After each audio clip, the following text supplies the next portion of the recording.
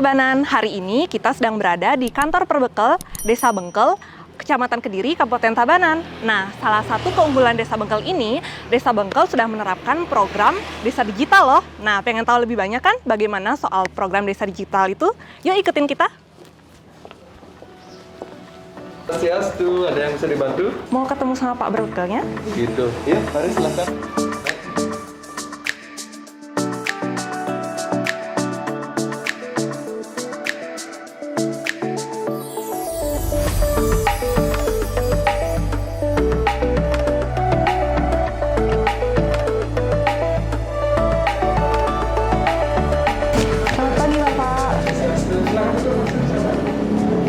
Ini dia Perbekel Desa Bengkel, Kabupaten Tabanan. Kita tanya-tanya sedikit yuk tentang program desa digital. Nah, selamat pagi Pak. Dengan Bapak siapa? Ya. Saya Wahya. Oh ya, dengan Bapak Wahya. Nah, Pak Wahya, kita pengen tahu nih, kan program desa digital ini merupakan program prioritas di desa-desa unggul di Kabupaten Tabanan. Bisa diceritakan sedikit nggak gimana tentang program desa digital di Desa Bengkel itu sendiri? Oke, terima kasih. Jadi kita memulai digitalisasi di desa itu dari tahun 2020. Jadi saya kerja di sini mulai tahun 2019. Data yang paling penting buat kita. Jadi saya mencoba melakukan penataan data dulu di internal yang awalnya tidak digitalisasi, kemudian kita rubah ke digital. Itu cukup butuh waktu. Butuh waktu yang lama. Jadi proses pertamanya adalah mendigitalisasi seluruh data yang ada di sini menjadi digital, mulai dari data kependudukan, kemudian arsip, kemudian banyak lagi, termasuk akhirnya ke data-data koordinat warga. Jadi maksudnya kita sekarang ini sudah punya data by name, by address. Jadi namanya, lokasi rumahnya di mana gitu. Jadi kita sudah punya data itu. Itu berproses terus dalam perjalanan. Nah, setelah kita punya data kependudukan sebenarnya adalah data yang paling dasar, yang harus di manajemen.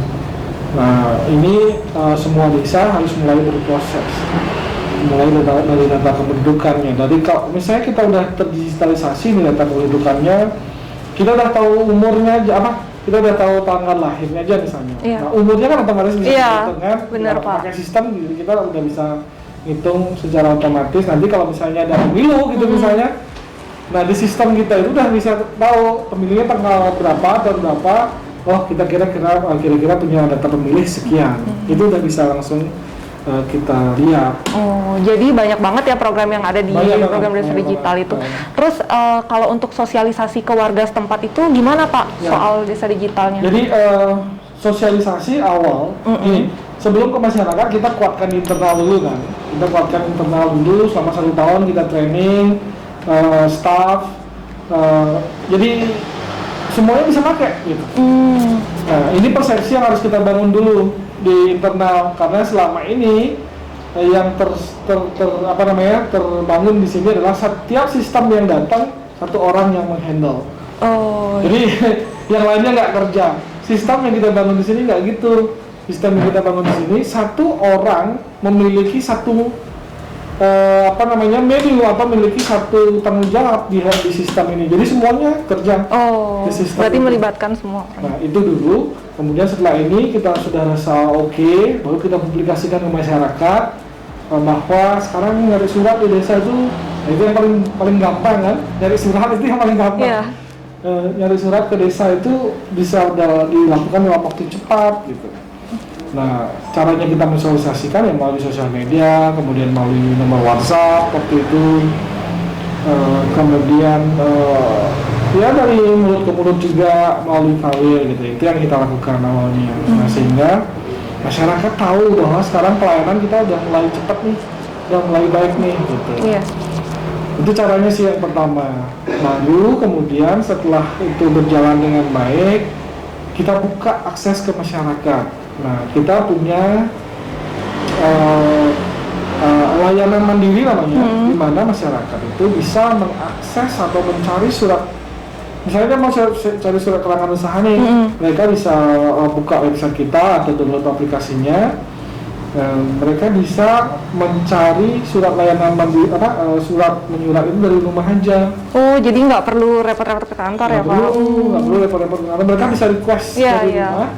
Nanti setelah mereka request dari rumah, staf kita di sini, perangkat desa tahu bahwa ada yang mencari surat. Itu otomatis ya, kasih tahu karena ada notifikasinya.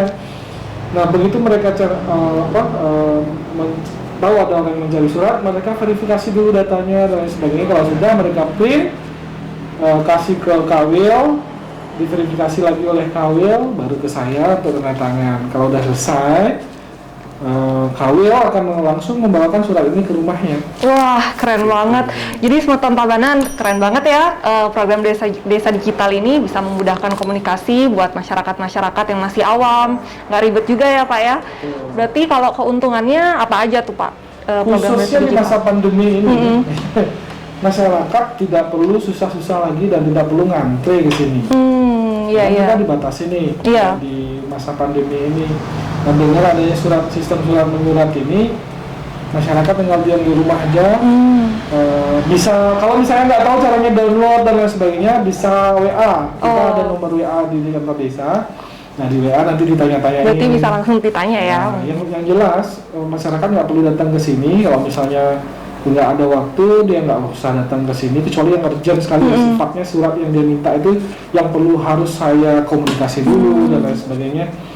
Nah, kalau misalnya surat itu tinggal datang ke sini, kalau datanya sudah valid, bisa diverifikasi, nanti langsung dibawain. Jadi kan keuntungannya waktu efisien, kan kemudian di masa pandemi ini kita membatasi bertemu juga gitu. Terus katanya bisa diakses lewat handphone juga ya, Pak ya? Bisa dilihat nggak aplikasi program digital? Oke. Di handphone atau di ini? Di laptop? Ya boleh, dua-duanya bisa, Pak. Oke. Jadi ini kita ada aplikasinya, mana ya?